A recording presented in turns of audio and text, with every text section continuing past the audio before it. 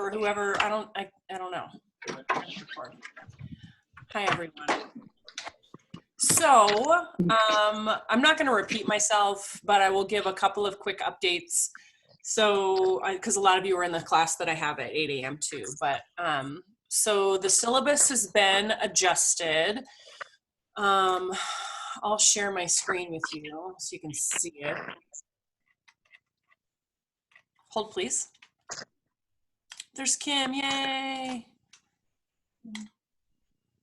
Can you see the pink? Yes. So the paper option, so all that's changed is exactly what we talked about the Thursday before, basically the last time I saw you all.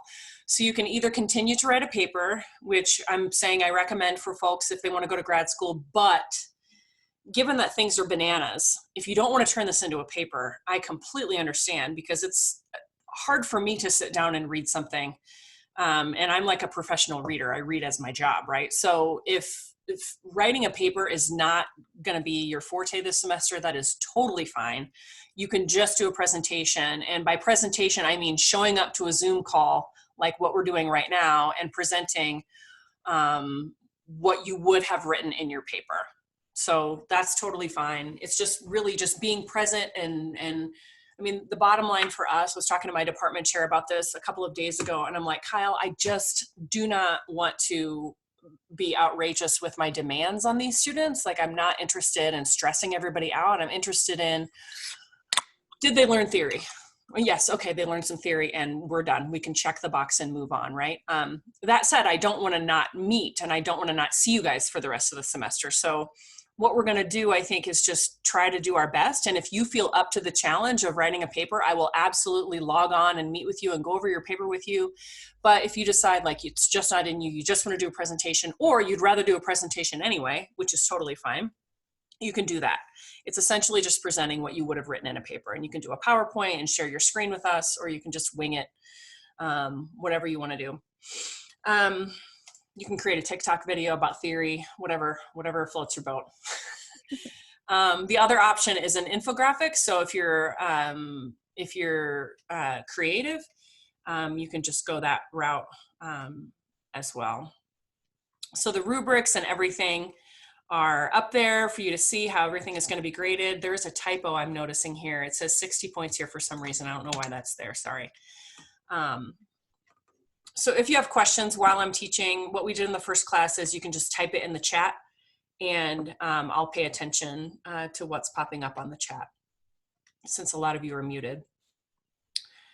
Here's the total graded elements. So we're not doing any more exams. Exams are canceled. They're done. They're over. And essentially what that means is I'm not really taking those points away. I'm just giving everybody 100 free pandemic points. So what that essentially means for you is you essentially got a 100% on the next exam, right? So it's not necessarily canceled. It's just everybody gets an A+, because they're just free points. You still have professionalism points, so still logging on, participating, being professional, yada, yada, yada. You've all been doing a great job in that anyway. So just showing up and sticking with us through the end of the semester. And then your final project, I'm going to walk through what that's going to look like in terms of what you're turning in from here on out. But exams are canceled. Side note, that means, oh geez, here we go, Jess. Yeah, I'll give him some knowledge. It needs to be happy hour, Chess. It needs to be happy later phase. Wait, so after this is done, can he come in here? I have a faculty meeting and then I have a lunch. Literally, you guys, I'm eating lunch with somebody. Like, we're both gonna sit here and eat lunch on screen. So I can't right away after class, but I can like later today or tomorrow.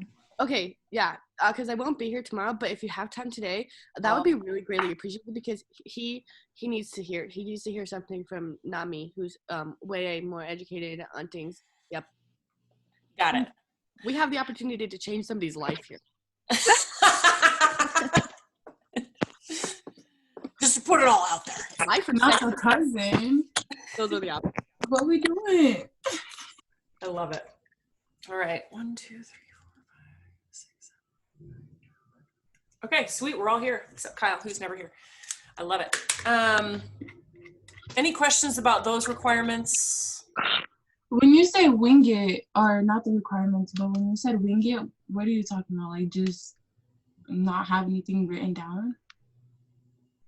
You mean, yeah, if you choose to do the presentation, Yes. you can wing it. By wing it, I mean you don't necessarily need to have a PowerPoint or a Prezi.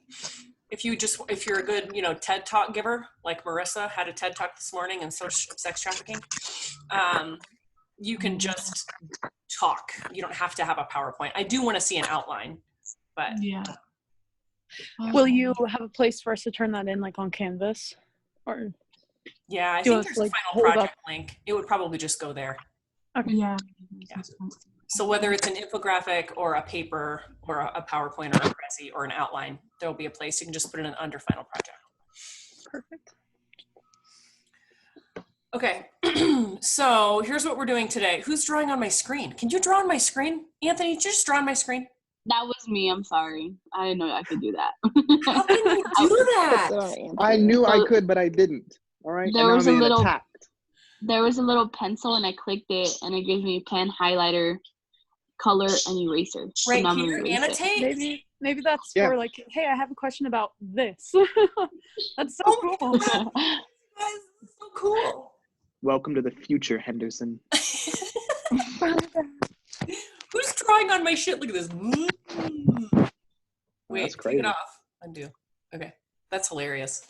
Okay, so today, because I think it's necessary, we are going to do a theoretical analysis of the pandemic. Da, da, da, da. It's just a PowerPoint that I put together, and hopefully it's interesting for you. You don't really need to remember any of it or learn any of it, but I think you guys are such smart students that I want to talk about how you think like Mark Sturkheim, Baber, and all these folks would talk about the pandemic.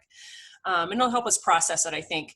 I was talking to Emma the other day on the phone and Bree, I think, and it's, for me, thinking about the pandemic outside of how it's affecting our personal lives is important. So thinking about it from an academic or theoretical perspective, I'm hoping it'll help distance it from us. I know we're all still living in it, but I think it's an interesting time to try to separate ourselves from it just a little bit and think about how, okay, well, this is the thing that's happening. How can we explain this using some theory? So that's what we're going to do today. I have a PowerPoint put together.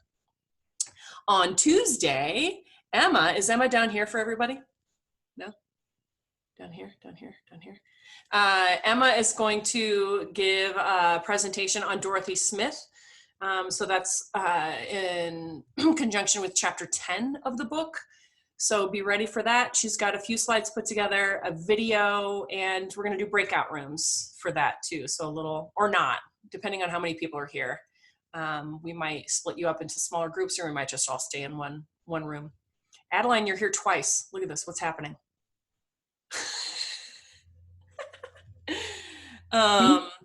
It's because I'm logged on my computer because my phone screen is too small. Oh, got it. Yeah, it sucks being on your phone because I can only see like 3 people at a time, Yeah. or unless I have to scroll and I can't see everyone at the same time. So Amanda's laptop broke yesterday, you guys. my screen shattered. Nice timing. Yeah. Sucks. By the way, if you need a laptop, they are giving them out at the library tomorrow. On Friday, yeah. So they gave me a whole runaround about trying to do a time ticket to come in because so everyone wasn't there at the same time. And then she told me to go to the page and then all of the stuff. So I think I'm just going to go in tomorrow and just hope they give me a laptop. Yeah. If not, I have to go tomorrow to pick up a book. I'll steal one. Okay, so Dorothy Smith is on Tuesday, and then we'll do individual Zoom sessions that following week. And what I want those to look like is us talking about these assessments. So you notice that these dates that are in here, these were supposed to be exams, but they're not anymore, right? So, because we got rid of them, we canceled them. So what that will look like is you writing up or getting ready for your infographic, your final presentation, or your paper, and turning in what you would have turned in essentially as like your essay exam question, right? So just like how we were moving forward before. And we took some time in class a couple of weeks ago, and you wrote about Merton, Mills, and Parsons, did you? Or did you write about Goffman?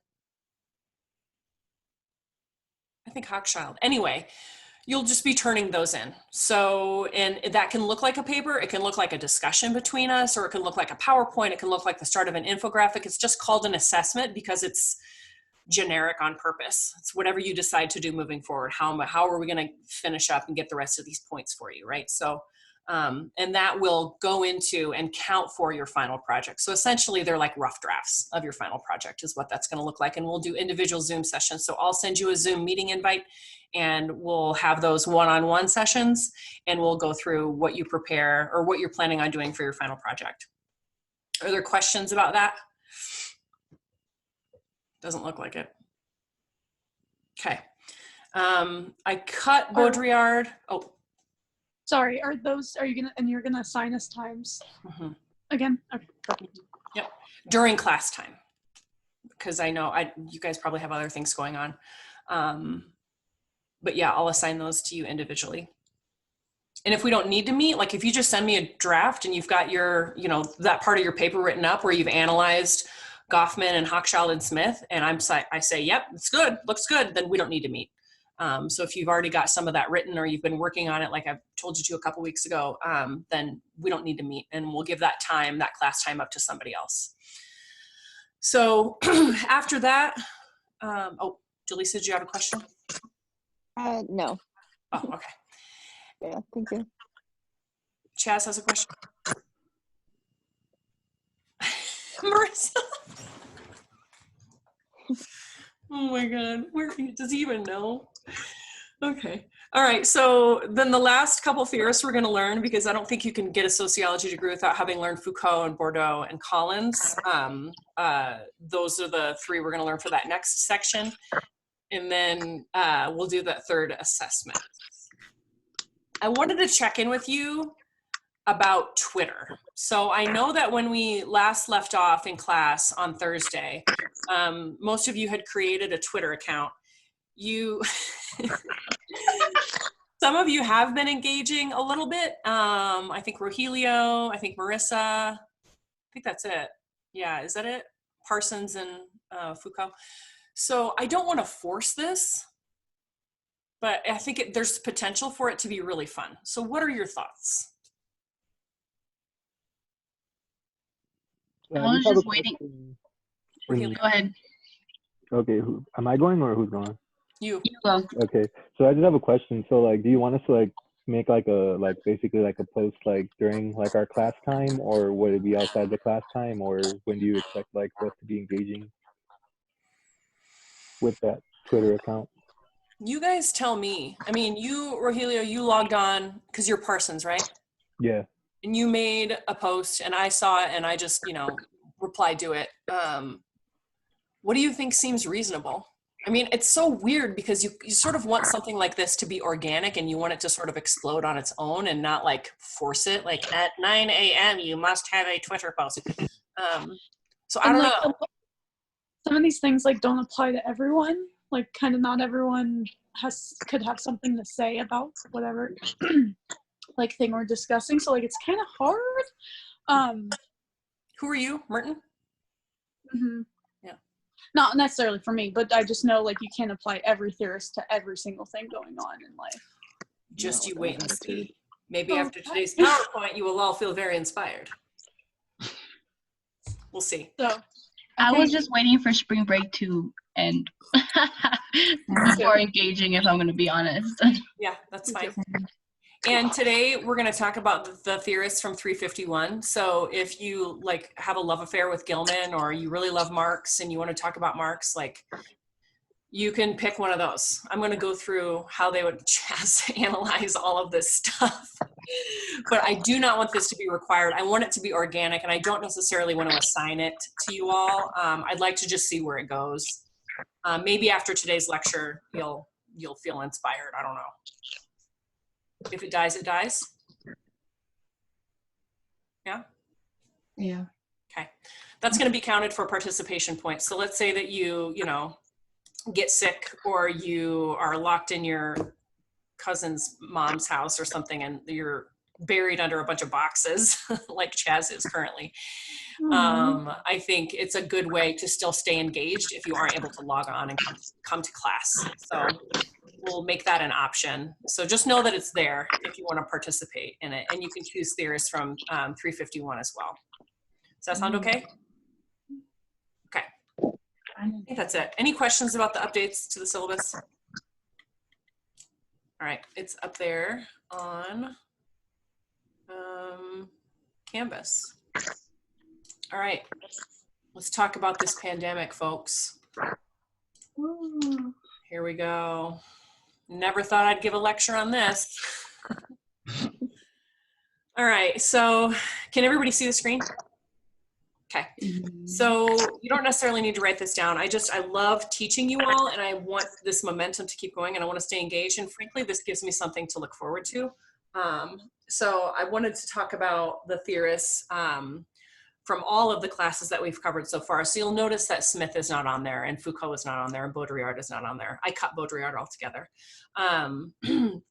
But we're gonna go over these folks and talk about how they would view the pandemic, so what we're currently experiencing.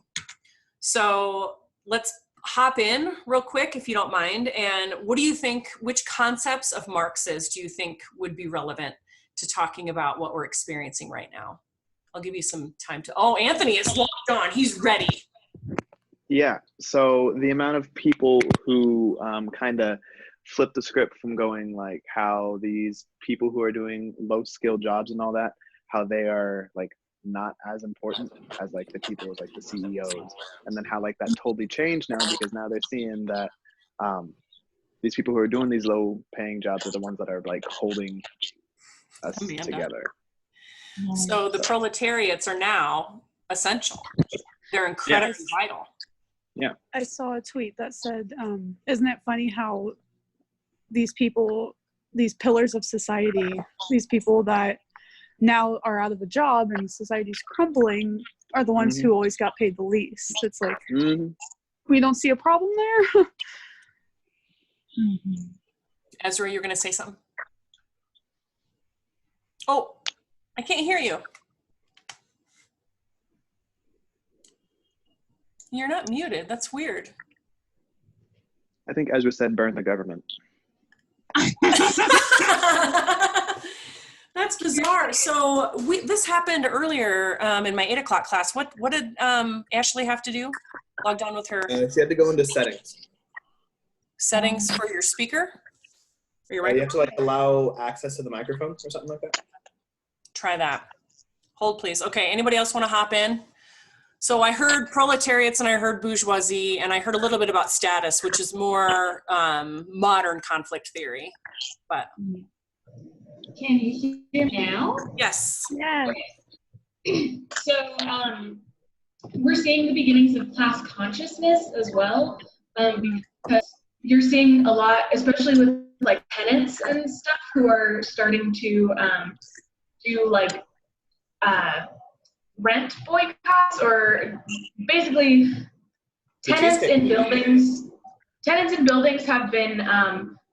been refusing to pay rent at this point. And there's also been like, you know, the landlord will threaten like, oh, well, if you don't pay, then nothing can get fixed. And there have been people who are like, well, I work construction and I live here, so I'll fix it for free. So we don't need a landlord. So we're starting to see these like people grouping together and getting class consciousness, getting ready to, I mean, honestly, getting ready to be like, we don't need you anymore and we own the building now, like, ha. So that's definitely something that at least I've been seeing. Super interesting. Yeah, the Cheesecake Factory isn't paying rent. How do you know that? I saw it on Twitter. Oh. I own the Cheesecake Factory. We're not paying. Oh. Yeah, no, that's what happened.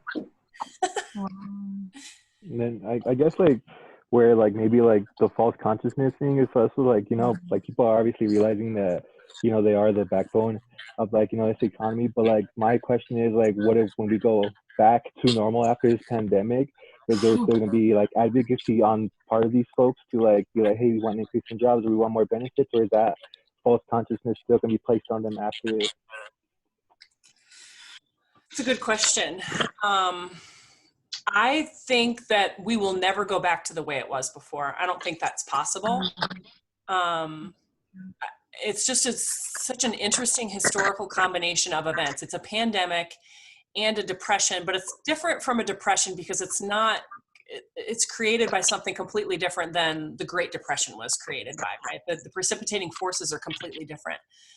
I think class consciousness is here to stay, honestly. And I think, I don't know, Ezra, you look like you want to hop in. I have a hard time thinking that anything's going to be the same. Yeah, so I guess kind of what I'm thinking is that now that people have realized, like, oh, these things that people have been asking for so long, like guaranteed paid sick leave and like things like that, I think, and they're like, oh, these are actually necessary. I highly doubt that we're just going to go back and everyone's going to be like, well, that's over now. Like, I think people are actually going to be like, look, we matter, we're important, and we have demands. Without us, you have nothing. Now that we know that society crumbles without these people, it's like, there's no way that we can go back to being like, yeah, and we won't pay them jack shit and nothing's gonna happen. Because people now know that they can band together and get things done. The power of the group is becoming really apparent. And what I really hope this affects is the election coming up in November. So I would love to see how that opinions of everyone, and I would love to like compare the votes from like before compared to the votes after, like when everyone's back and all of that, because I would think they would change. Celeste, I'm going to mute you just because we're getting an echo. There we go. I think everybody's muted now. Do you all think more people will vote in this election than ever before? Really? Sydney's like, no. How can you not at this point? Like how, I mean, I say that, but like, I just think it's really prevalent. And I also think it's very socially like driven. I think a lot of people are realizing the power that they have with their votes, especially since the midterm elections, because that was the record-breaking voter turnout and we got women into Congress and all of that. So I think, like, how can you not? I think this is showing how much that affects us. And so I think it will, for sure. Rogelio, did you have your hand up? Yeah, I think people like are gonna like start maybe like voting a little bit more, but I think they'll definitely like, especially with the conversation we're just having about like people might be starting to advocate more for like these essential workers and stuff like that, maybe looking for that in like the political policy that person wants to come in with, because obviously like, you know, we have seen that shift. But then again, there's still some people who are like, no, like I'm not gonna vote because like, what does my vote matter type of thing. Mm-hmm. Chaz? So, because I'm still working right now, because my job is deemed essential, and I found that people are 10 times more rude now than they were previously to me. Like they're not thankful that I'm there. They're not like appreciative that I'm coming out of my home to serve them. I mean, in that sense. So I guess I don't really understand how people are going to be more appreciated because they're so rude right now. Like, and it might be because everyone's in mass panic, but people have been like, I hate working right now because people are nasty, like disgusting. So even worse than before? Yeah, like way worse than before, like way worse. And like, and I think that maybe actually, I think a lot of it has to do with the fact that everybody is very scared, but they're taking it out on me still. Like, you know, like that I am somehow responsible for coronavirus, you know, because everybody has to have someone to blame. So when they come into the store, they're just like so disgusting. Ezra? I think the change is not going to come with those people. I think the change comes within people like you, Chaz, who are working essential jobs, who are the ones that people have been, you know, rude to, have looked down upon for so long. Because a lot of those people, there's nothing you can do about that. They think they're better than you, and that's it. But there are more of you than there are of them. Also, though, think about the demographic of folks that goes to Murdoch's. I don't know.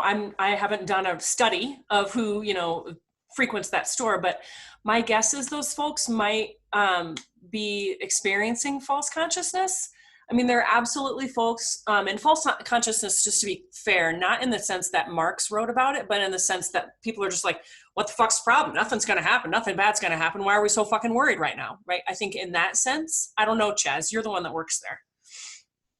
Yeah, I feel like, I mean, like a lot of like white people come in there, and so I feel like this like, I mean, I feel like white people are kind of entitled in everything that they do. So for some, like somehow they feel like this is not going to affect them because they're white.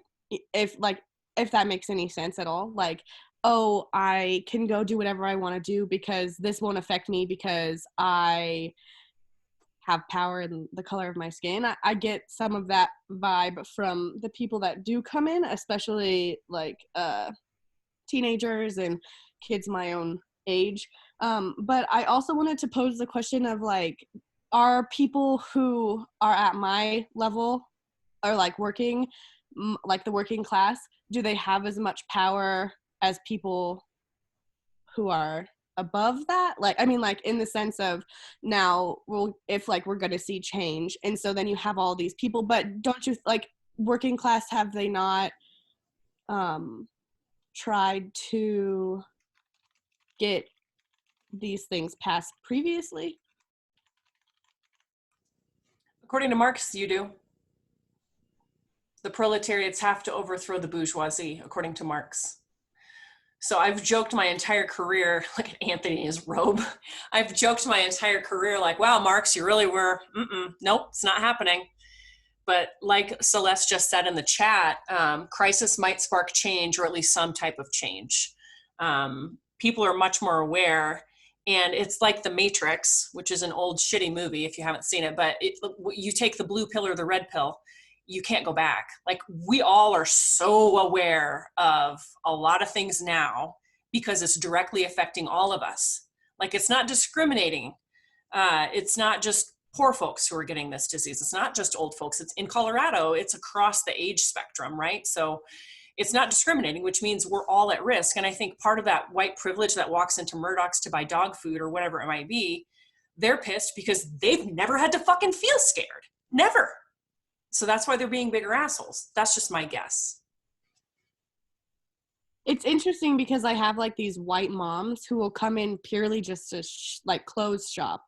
And it's pretty ridiculous. Like, they'll come in and I'm like, I get really agitated with people that are like that because I'm like, I'm here, like, and I'm having to risk my own safety. I mean, because I'm a college student and I have to pay for my own things, so I have to be here to earn money. But you're coming in here to buy fucking clothes that you can't even wear out right now because nobody can do anything. Are you serious? I hate people. That's all I got to say. You should have a field trip. We'll go see Chaz one by one, 6 feet apart. But it's not even 6 feet apart because like the registers are so close. Like, so even in that sense, like, I'm still even more exposed. That's why I'm definitely going to get it. Like, I've already come to the conclusion, but the fact of the matter is that like, I know that I'm going to get it because these people keep coming in and being stupid. Yeah. And like, at least for me, when I think of this pandemic, I believe everything happens for a reason. And I feel that when I think about this, like, it affects everyone. And like, I think that's why it's such a big deal and why these people are scared, because it affects everyone. And I think it's showing things, more things than just like the fact that people can die, like it exposed how fucked up the healthcare system is and how fucked up the economy is. Like, why can't people just take a day off? Like, why are businesses going bankrupt after 1 week of not having profits? Like, they encourage working people to have 3 months of emergency money saved up, but now all of a sudden these big corporations are going bankrupt after 1 week. Like, I think it's really exposing more than just like the surface level, and I'm hoping that people are able to grasp those concepts and really open their eyes to things that are bigger than just like the disease or the virus itself, because there's so much to see. And I feel like this happened perfect timing, that it is really gonna like open everyone's eyes to all of the things that are wrong in this country.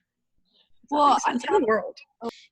I saw this thing on Facebook that I just pulled it up, and Facebook is not obviously a good news source, but someone shared it, and it was like, when the president looks the nation in the eyes and says some lives are acceptable to save the stock market, some lives lost are acceptable to save the stock market. He means you, not some abstract percentage. You. He means your mom, your granddad, your kid. He means your you personally die if it makes him lose less money.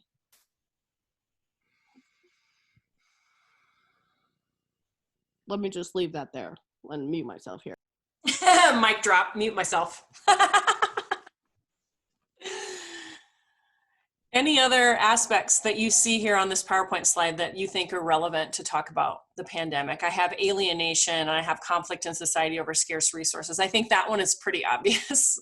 I'm not sure if we necessarily need to tear that apart, but clearly there's conflict over scarce resources. I want to circle back to Adeline's comment. I agree with Celeste. I think what frightens me is the scarce resources affecting voting. What do you mean? Sorry, it's a little loud here. I think what I mean is, give me a second. I'll come back.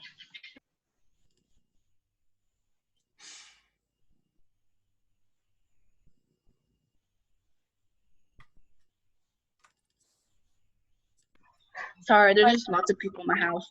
Oh, that's fine.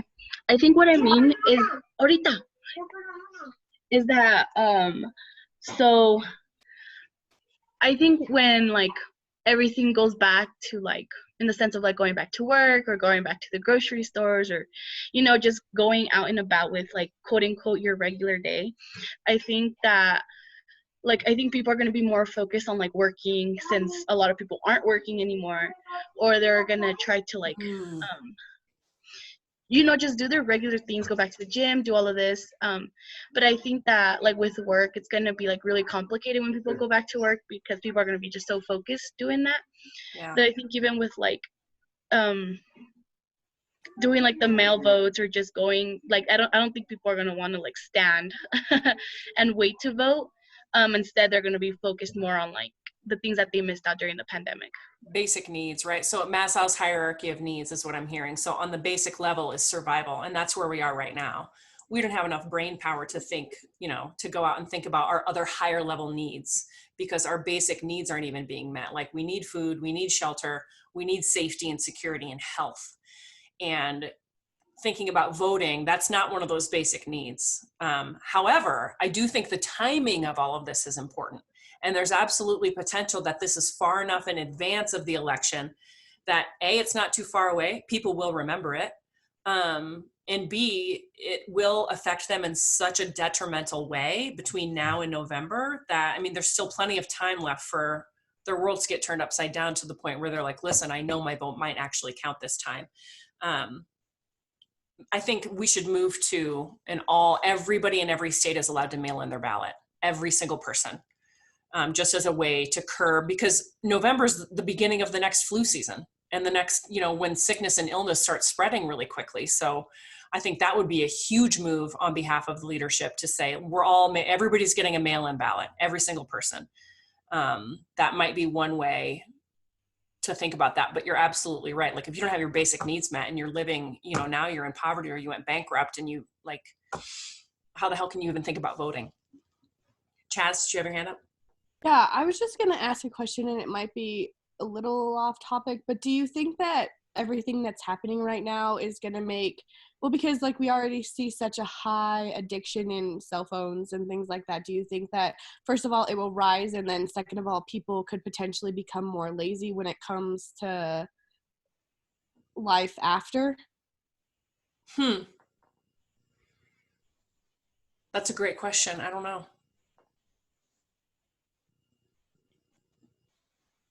In my personal experience and like from what I've been hearing, like being on your phone only entertains you for so long now.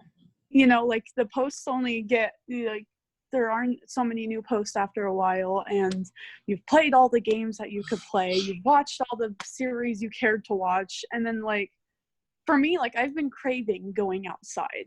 Like not being able to be outside just and commute to somewhere for me, like I've wanted to just go on a walk. Like, I don't know. I feel like, at least in my opinion, it'll make, I hoped bringing in Durkheim, that it'll create more solidarity and realize that we're all kind of in this together. And like, I hope that we realize how important just even talking to classmates on a day-to-day basis creates. And like I felt these last couple of days, I felt very lonely, and I was like, I don't call my friends every day anyway. Why is now different? And I realized that even just being in class and having these conversations did it for me. And so like having that taken away, I think I really realized how important those are. And so I hope that after this, it makes people realize how important just these little things are, and that we learn to appreciate those more after and when we get back into these things. So right now we're experiencing normlessness. We're experiencing anomie. You think that's fair to say? Yeah. From a Durkheimian perspective. And then after that, once we're allowed, our levels of social integration will rise again. We'll be able to interact, and we'll maybe appreciate these possibilities more. Marissa and then Ezra. Yeah, kind of thinking about what Amanda said, I don't think, for me personally, like my mental health is like already starting to suffer, and I'm really trying hard to like, because when I can't leave and I can't like see other people, luckily like I have my boyfriend, and so I have that level, but like if this happened a year ago, and like I've lived in Greeley every summer since I've come to college, and Greeley over the summer is not the same Greeley as like during the school year. Like there's like no one here, and I spent most summers other than my coworkers just alone, and that's like been fine for me because I was able to go to work, and if I wanted to go out to dinner, I could go out to dinner. But like it's really hard being socially isolated and not being able to, that's why I did pick up those extra hours, even though it's just walking around, it just gives me something to do. And so I think after this is all done, like I think, in like to Chaz's point, I think instead of being like lazy, I think we're all going to be, at least for a little bit, and I think it's very possible that eventually we'll just settle back into the same old, but I think at least for the first like little bit after this whole thing is done, everybody will be like more appreciative of the things that we have, and we'll even kind of maybe do it like overboard. Like we'll go out, we'll make plans, and we'll go to concerts, and we'll go hike, and like we'll do, well, we can hike now, I guess, but like we'll go do things that like we feel so deprived of. And like I wouldn't be surprised if after a little bit we like settle back into, but I don't think it's gonna, I don't think they enjoy having to be on like their phone all day. Like in theory it sounds nice, like, oh, a day that I just get to sit around and not do anything. It's like day after day after day of like just being on your computer, being on your phone, and like not, I think it's, I don't know, I don't think it'll be something people want to do anymore. I think people like crave like social interaction. I agree. Ezra? I'm actually gonna argue kind of the opposite. I think that people are going to be scared to interact. Yeah. And I think that there's going to be a profound guilt after everything is over about interacting, because like, so I grew up with people who lived through the Great Depression, and And I guess the way that it affected them long term makes me worried about how this will affect us long term, specifically in regard to like gathering in large groups and like just social platonic touching even. I feel like this could have a really negative impact on that. I totally think the handshake is gone. Honestly, I'm calling it right now. I think the handshake is donezo's. After this. Would anyone be upset about that? Like watching the president give someone an elbow bump was kind of interesting. Like, that's weird. Daniel thinks the bow should return. I love Daniel. I know, me too. Such a great man. I wish he was my age. I'd be all over it. No, man, he's 42. He's old balls like me. I'm only 21. I can't do that. No, he's twice your age. Got issues. How will racism transfer over also, Chaz asked in the group chat. I mean, like, it's already exacerbated. Yeah. So after the, because like our current president, even after being warned against using certain terminologies for the virus, he still chose to call it the Chinese virus, causing, I mean, it's not a new thing he's done. He's always used language to put a certain group of people, mainly white people, against another group of people, mainly minorities. And that's seen when, like, even when he says, like, look at my African American voters, like, look at those guys out in the rallies, and there's like 2 of them. So there's still the minority there.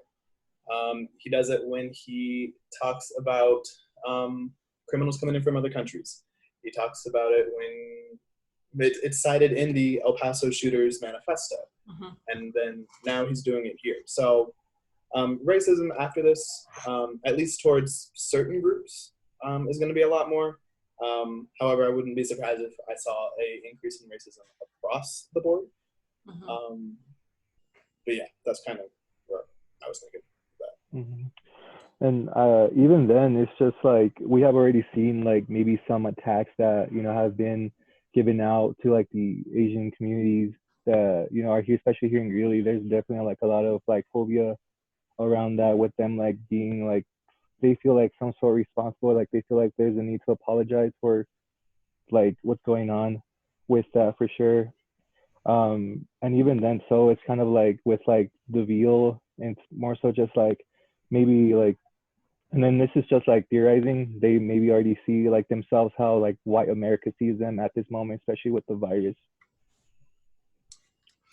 Think about the classism and racism that's built into what we're supposed to be doing right now. We're supposed to be staying home, and our kids are supposed to be learning online, and not everybody has Wi-Fi or technology at home, and we're supposed to socially distance. How the fuck can you socially distance yourself if you use public transportation? How? Like, not all of these CDC guidelines are achievable by everybody. Marissa? The other thing I was gonna say is, like, for a long time in American history, like the Chinese like population has been like the what's the term, like the model minority.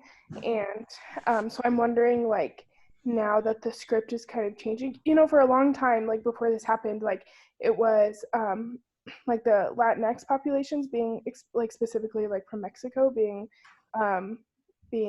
like targeted, and like they were kind of the like the focus of a like mass, like, I don't know the word, like xenophobia. like, yeah like, and so and now that this is like shifting, like now I feel like it's going to be shifting to the Chinese, because everybody's like, there's already been like instances where like there's like Chinese restaurants are being like people are like boycotting them because they think they're going to catch the Rona from like the Chinese restaurants. And so I wonder, now that this like script is changing, like if there will be another like group to take the place of the model minority. It switched after 9/11. It switched from Black folks Yeah, to Middle to Eastern. Muslim, yeah. Mhm. And Yeah. it's switching So now. it's just like interesting I think from like a historical perspective, like looking at how hate is just rooted in nothing, and like it just like shows itself. Yeah. Like, and like I feel like we can't just like after this, I don't think racism will just like disappear, but I think the script will shift. Like maybe there won't be so much like zoomed lenses on like immigration, but not all immigration, just like Mexican immigration, and like they'll just be focused on like the Chinese, or not even. And like that's the thing, is it's not just going to be Chinese, but it'll be all the like Japanese and Vietnamese and like the, if you look Asian, you know, like whatever that freaking means. But Amanda had her hand up a minute ago, and then Chaz. I was just gonna say like how that proves that's a social construct, and that it's that hard. Like the fact that it can just change, like, oh, all of a sudden now, like there was no difference before, like, so I think I was just gonna point out how like that just proves that it's purely made up and created. Chaz? I was just gonna say that I think that I've already kind of seen the change, and I think that it comes with like the terminology that people are using. Like, yes, I mean, like, because I think, I mean, what is it, like, you know how like the N-word is not appropriate to use, but there are people that still use it who are like obviously racist. Well, I've seen an uprise in the word, I don't want to say it, in the C word. Huh? Spell it. I don't know how. Like, but like it's like used for like the Chinese population, and it's very just like it's very disgusting. I don't know. Are you thinking of CHINK? Yeah. Yep. Yep. And so I've seen a rise in that word just within this like last 3 days. Like people, and obviously I work at Murdoch, so what do you expect?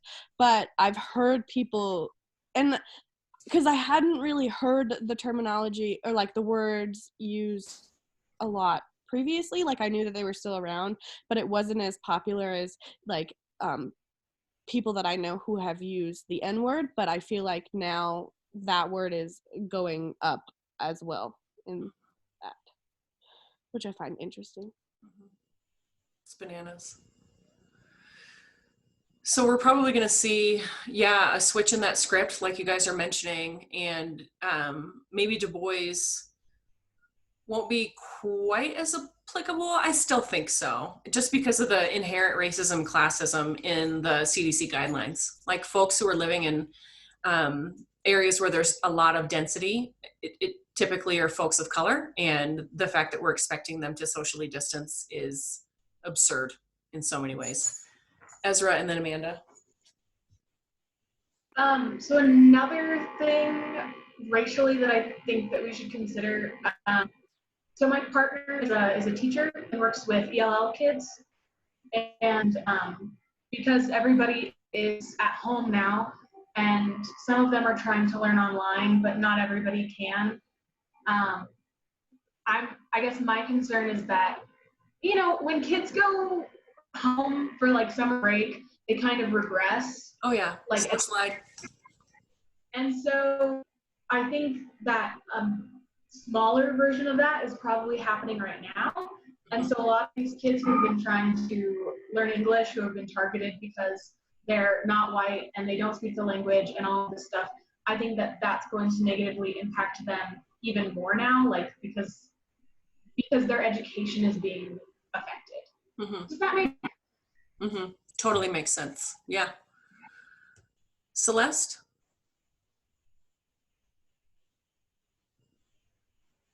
Oh, Celeste, I can't hear you. Unmute yourself. Sorry. Can you hear me? Yes. I think also going off of what Ezra said, that people are going to see that not everyone can do online classes, right? And they're going to see a dip in education as well, because it's going to be it's going to show that people, kind of need that face-to-face interactions to learn. They actually need to be in spaces where they can learn. So I feel like a lot of advocating is going to happen as well, maybe in the educational system too.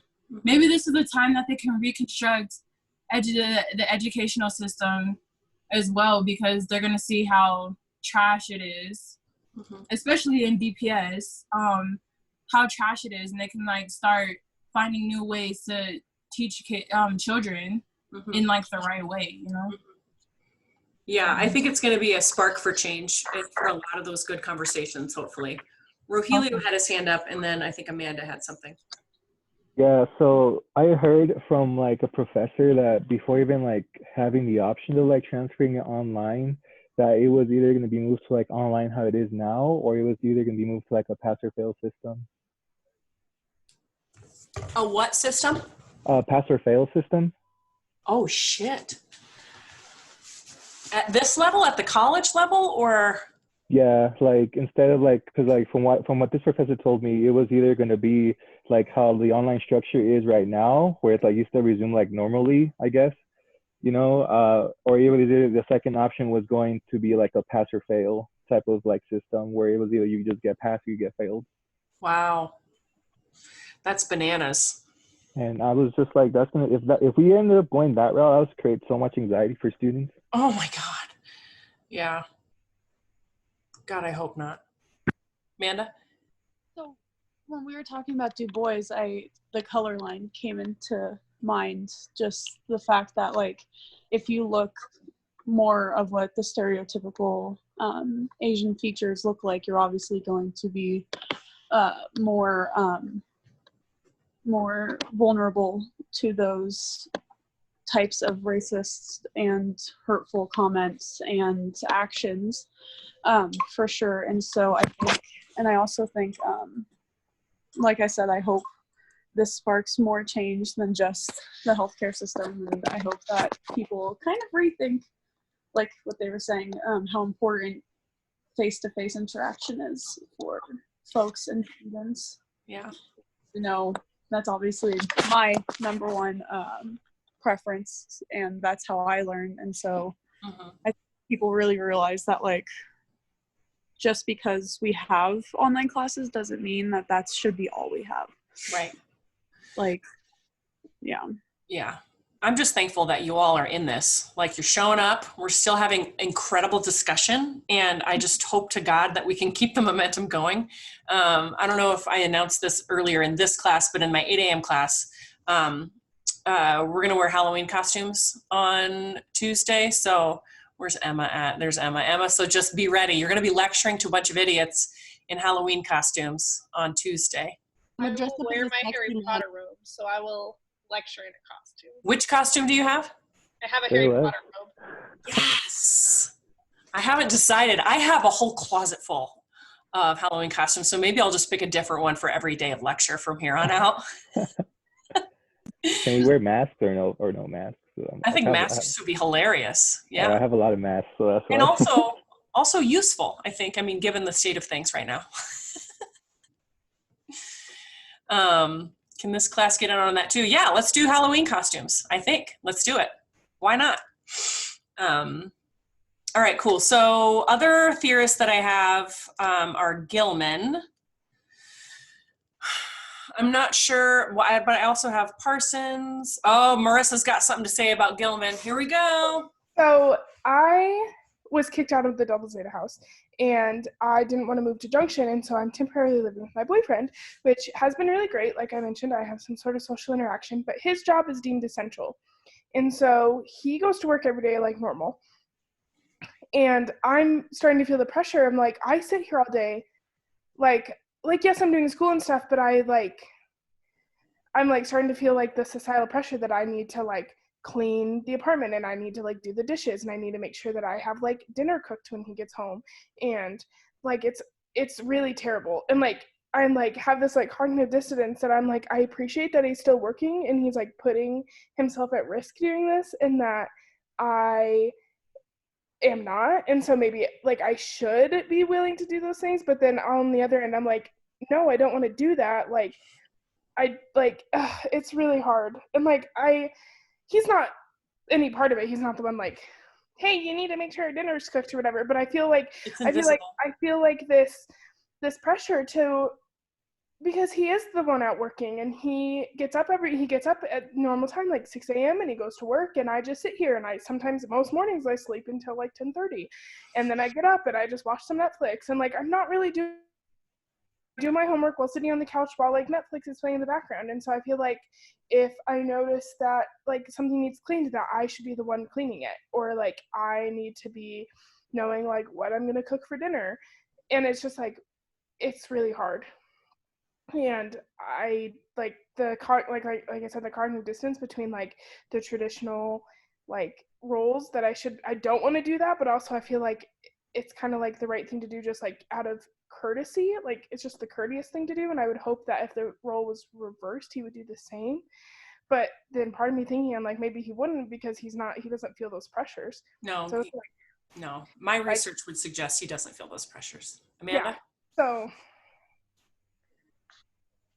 there we go. Okay, and I also think that transfers over to anyone going home. Like I know when I go home, like back to Virginia with my like family, I'm not a guest in my house. Like I'm supposed to clean, I'm supposed to do this, I'm supposed to do that, and it's like things that normally I wouldn't have to worry about, like if I was in my apartment during school. So like those added pressures of like family drama, or like now you're home, now you have to take care of like sick family members, now you have to do this. And I don't think people realize how different it is doing school from home compared to like when you're like at a university, because like being in the situation that you're not in normally in an academic like semester adds so much stress. And I just like, even in that situation, she's not even with her family, but she's still feeling stressed that she wouldn't feel on a normal day-to-day basis. So I just think that's like sucks that now that's added to what we already have to do with the stress of doing things online, with having to move out, with having to all the stuff that we're all feeling.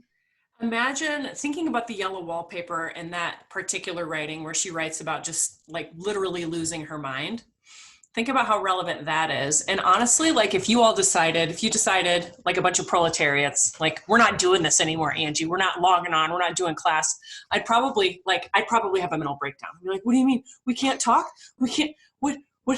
I'm going to go and make up my own class. I'm going to go find some idiots online to talk to. I don't know. Like I would lose my mind. And for Gilman, that was a huge piece, right? So for a lot of women potentially who are in the same situation as Gilman, and remember, Gilman was not intersectional at all.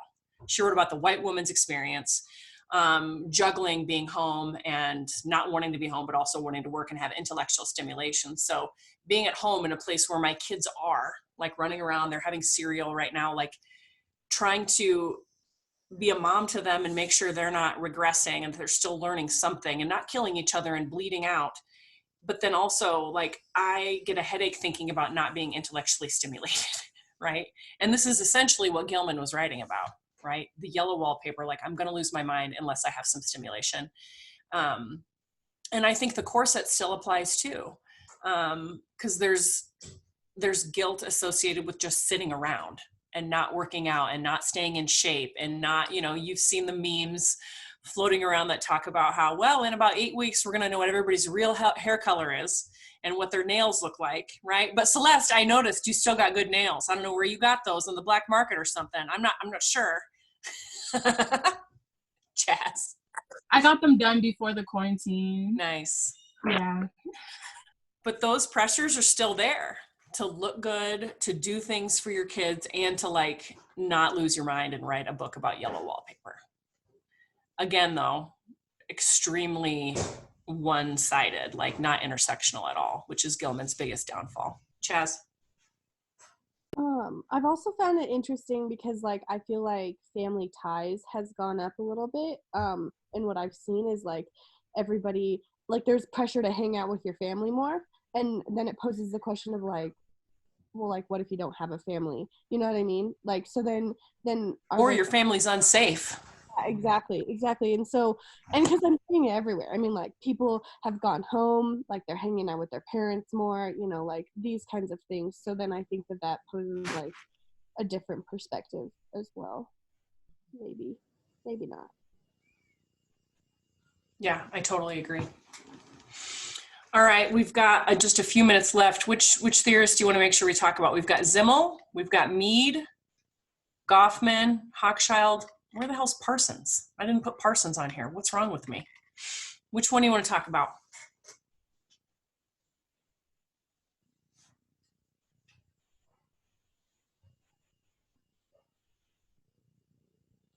Can we hear the options again? Yeah, Parsons, we didn't talk about. He's not on here for some stupid reason. Zimmel, Mead, Goffman, and Hochschild.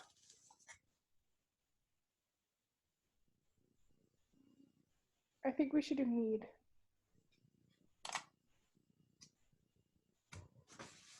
I just wanted to click on it. I don't know. Or what if I couldn't read it. I'm just trying to think. I'm just stressed. This is Mead.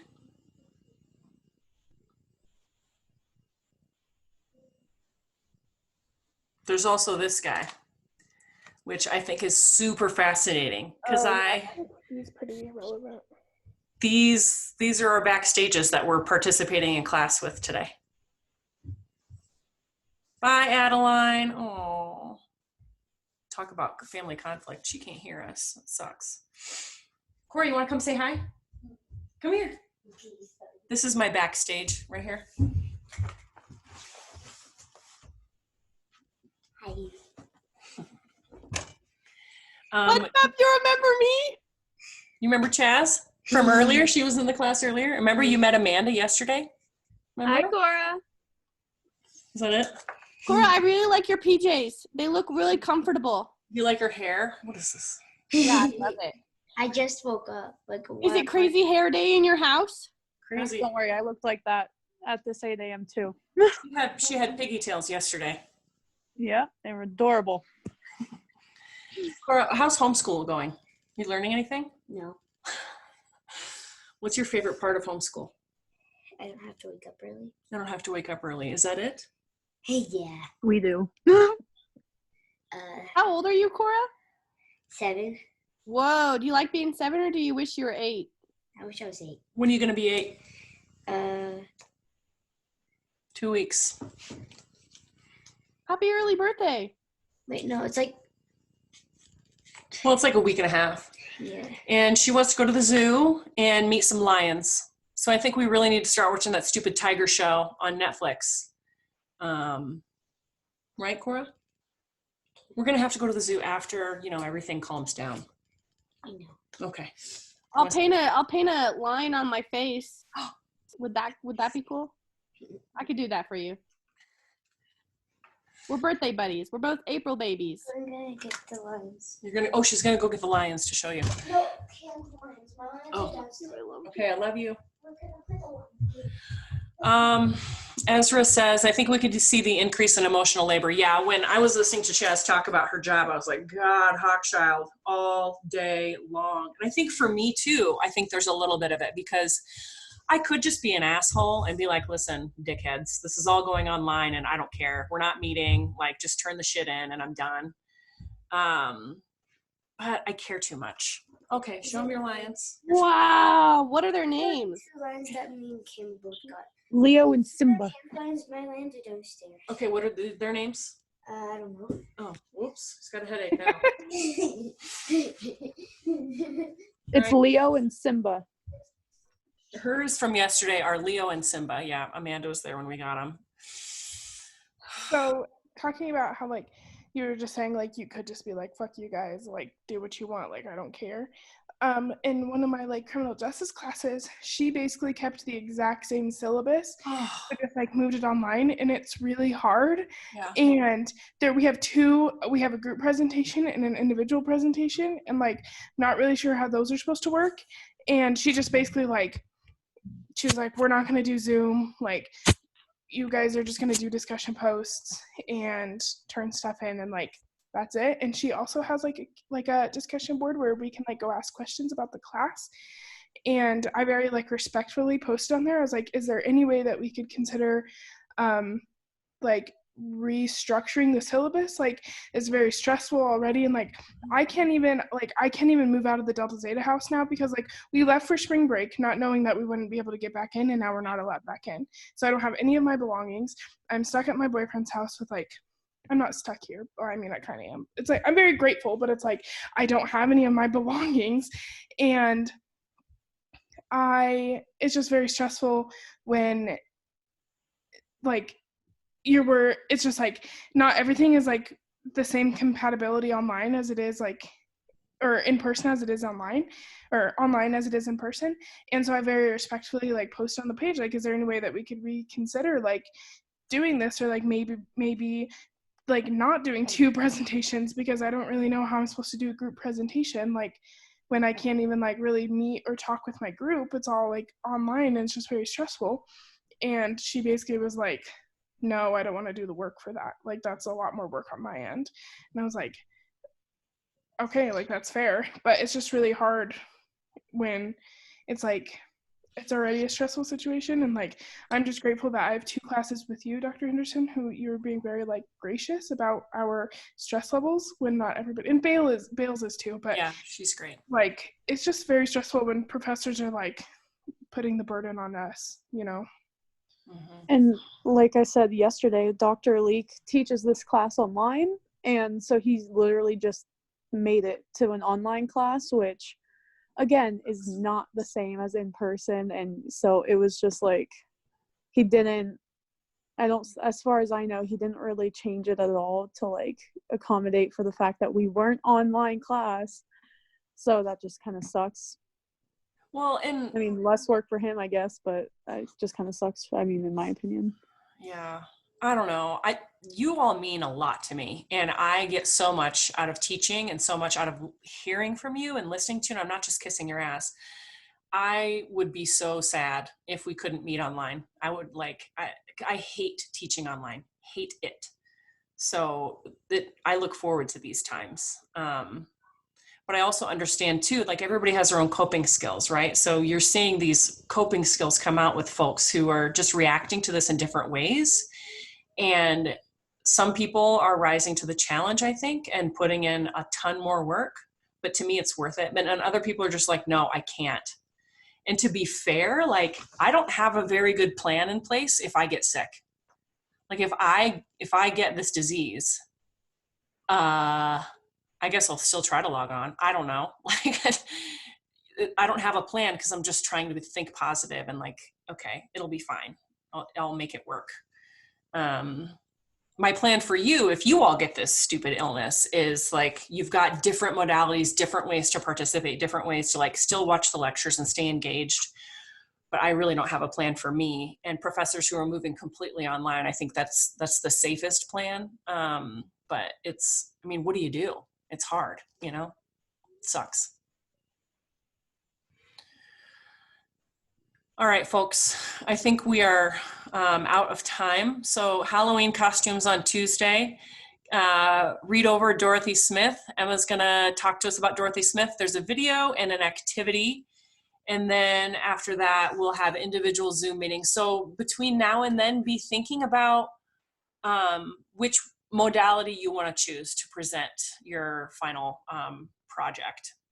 So do you want to keep writing, and which is totally fine with me? Would you rather do a one-on-one presentation or present to the whole class?